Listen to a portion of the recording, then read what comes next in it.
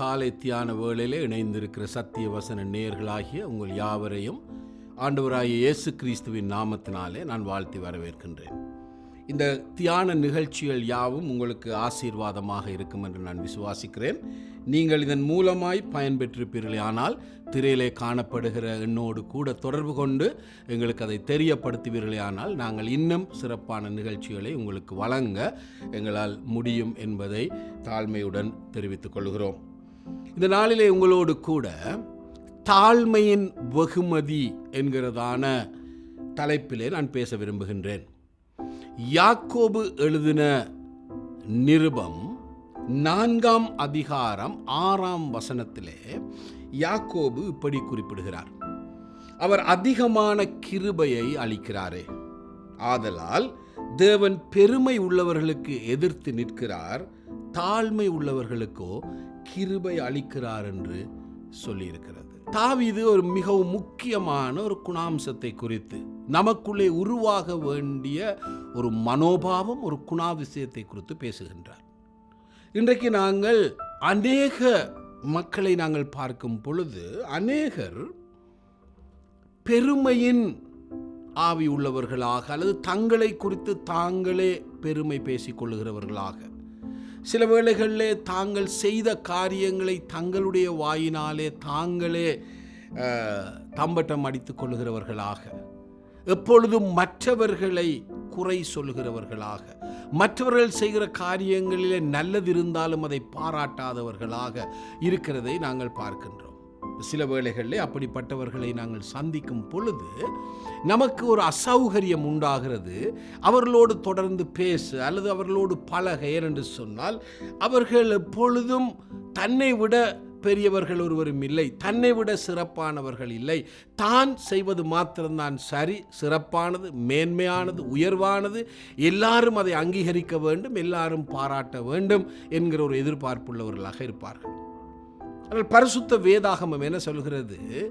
உன் வாய் அல்ல, மற்றவர்களே உன்னை புகழ வேண்டும் என்று. ஆனால் அநேக சந்தர்ப்பங்களிலே நாங்கள் கிறிஸ்தவர்களாக இருக்கலாம் அல்லது சாதாரண மனிதர்களாக இருக்கலாம், நாங்கள் இதை மறந்து போனவர்களாக நாங்களே எங்களை குறித்து பெருமை பாராட்டுகிறோம். சில வேளைகளிலே குடும்பங்களிலே கூட நாங்கள் என்ன செய்கிறோம்? ஒருவரை ஒருவர் ஒப்பிட்டு பார்த்து யார் சிறப்பானவர்கள் என்று நாங்கள் போட்டி போட ஆரம்பிக்கின்றோம். கணவனுக்கும் மனைவிக்கும் இடையிலே, பிள்ளைகளுக்கும் பெற்றோர்களுக்கும் இடையிலே, பிள்ளைகளுக்கும் இடையிலே இப்படிப்பட்டதான ஒரு பெருமையின் போட்டி இருக்கிறதை நாங்கள் பார்க்கிறோம். சில வேளைகளிலே வேலை தளங்களிலே நாங்கள் இதை பார்க்கின்றோம்.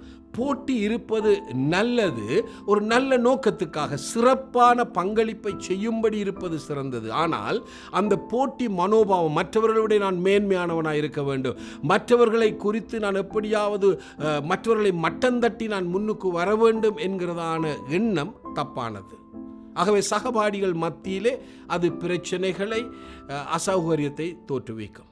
பாடசாலைகளிலே, அதே வேளையிலே குரு சிஷ்யன் என்று வரும்பொழுது சில வேளைகளில் சில சிஷ்யர்கள் ஒரு குருவிடத்திலே கற்றுக்கொண்ட பின்பு குருவை மிஞ்சின சிஷ்யர்களாக தங்களை குறித்து அவருக்கு என்ன தெரியும், அவருக்கு தெரியாத நான் சொல்லிக் கொடுத்தேன், இப்படி பலவிதமான கூற்றுக்களை சொல்லுகிறவர்களையும் நான் கண்டிருக்கின்றேன்.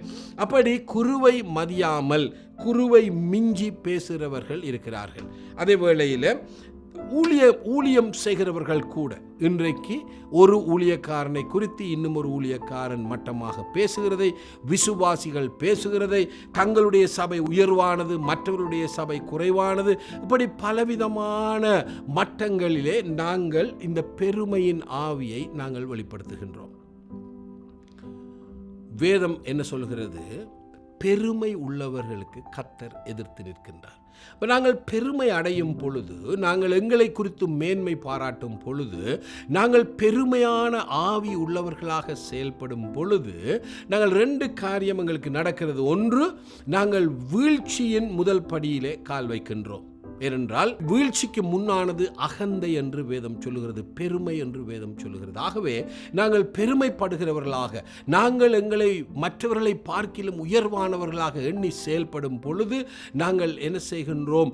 நாங்கள் ஒரு வீழ்ச்சியை நோக்கி நாங்கள் நடந்து கொண்டிருக்கிறோம் என்பதை நாங்கள் உணர வேண்டும். அதே வேளையிலே மறுபக்கத்திலே நாங்கள் பார்க்கின்றோம், தேவன் பெருமை உள்ளவர்களை எதிர்த்து நிற்கிறார். அப்படியானால் யாக்கோபு ஒரு விஷயத்தை இங்கே மிகவும் ஆணித்தரமாக, மிக ஆழமாக நமக்கு தெள்ளத் தெளிவாக அவர் சொல்லுகின்றார். என்னவென்று சொன்னால், நீங்கள் பெருமை உள்ளவர்களாய், மேன்மை பாராட்டுகிறவர்களாய், பெருமையின் ஆவியோடு கூட நீங்கள் நடப்பீர்களேயானால் நீங்கள் கர்த்தருடைய எதிர்ப்பை சம்பாதித்துக் கொள்வீர்கள்.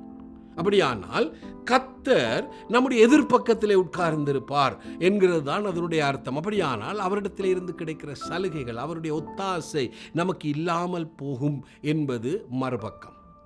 ஆகையினாலே இந்த யாக்கோபு சொல்லுகின்ற இந்த ஆலோசனையை, இந்த விளக்கத்தை, இந்த புத்திமதியை நாங்கள் மிக கவனமாக நாங்கள் கேட்க வேண்டும். அவர் சொல்லுகின்றார், தாழ்மை உள்ளவர்களுக்கோ கர்த்தர் கிருபை அளிக்கிறார், அவர் இரக்கம் செய்கிறார், அவர் அனுக்கிரகம் செய்கிறார், அவர் ஒத்தாசை புரிகிறார், அவர்களோடு கூட இருக்கிறார், அவர்களை ஆசீர்வதிக்கிறார், அவர்களை அவரே உயர்த்துவார். 1 பேதுருவிலே 5ஆம் அதிகாரத்தில் அவர் சொல்கிறார், ஏற்ற காலத்திலே அவர் உங்களை உயர்த்தும் வரைக்கும், கர்த்தர் நம்மை உயர்த்தும் வரைக்கும் நாம் அவருடைய பலத்த கரத்துக்குள்ளே அடங்கி இருக்க வேண்டும். நாங்கள் தாழ்மை உள்ளவர்களாக இருக்க வேண்டும். பிலிப்பியருக்கு எழுதின நிருபம் 2ஆம் அதிகாரம் 5ஆம் வசனத்திலே அப்போஸ்தலனாகிய பவுல் பிலிப்பி சபைக்கு எழுதும் பொழுது சொல்லுகின்றார், நீங்கள் கிறிஸ்து இயேசுவின் சிந்தை உள்ளவர்களாக இருங்கள் என்று சொல்லிவிட்டு அவர் சொல்லுகிற ஆலோசனை என்ன பாருங்கள். அவர் இந்த அண்ட சராசரங்களை படைத்த அதிபதியாய் இருந்தார். எல்லாம் அவருடைய பாதப்படிக்கு கீழாய் இருந்தது. எல்லா நாமங்களுக்கும் மேலான உயர்வான நாமத்தை உடையவராய் இருந்தார். எல்லாம் இருந்தும் மனிதர்களாகிய நானும் நீங்களும் செய்த பாவத்தின் நிமித்தம், நம்மேல் கொண்ட அன்பின் நிமித்தம், என்னையும் உங்களையும் விடுதலையாக்க வேண்டும் என்பதின் நிமித்தம், அந்த தேவாதி தேவன், அந்த ராஜாதி ராஜா, சகலவற்றின் சொந்த காரணம், சிருஷ்டி கர்த்தாவுமாகிய அவர் எல்லாவற்றையும் துறந்து இந்த மனு ரூபம் எடுத்து இந்த உலகத்திற்கு வந்தார்.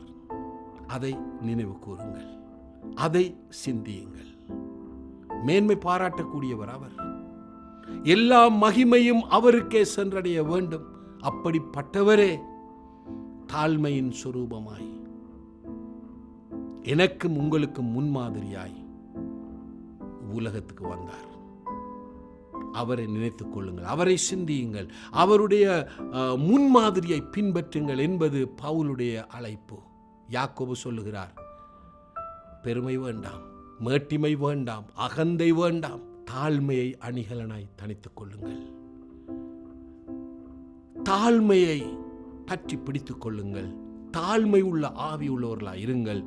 தாழ்மையான பேச்சை பேசுங்கள். தாழ்மையாய் நடவுங்கள். அப்பொழுது கர்த்தர் உங்கள் பக்கம் இருப்பார், உங்களை ஆசீர்வதிப்பார், உங்களை உயர்த்துவார். மற்றவர்கள் அப்பொழுது உங்களை குறித்து அவர்கள் உயர்வாய் பேசுவார்கள், உங்களுடைய தாழ்மையின் ஆவியின் நிமித்தமாய். தாழ்மையை இந்த காலை வேளையிலே நாங்கள் அணிகலனாய் அணிந்து கொள்வோமா? கர்த்தாவே, தாழ்மையின் சொரூபியே, தாழ்மையை எங்களுக்கு காண்பிக்கும்படி பரம்பிட்டு இறங்கி வந்தவரே, தாழ்மையை எங்களுடைய குணாதிசயமாய், தாழ்மையை எங்களுடைய மனோபாவமாய், தாழ்மையை எங்களுடைய அணிகலனாய் அணிந்து கொள்ள இந்த காலை வேளையிலே எங்களுக்கு அனுக்கிரகம் செய்யும். இயேசுவின் நாமத்தினாலே ஆமென். தாழ்மை உள்ளவர்களாய் நடப்போமாக.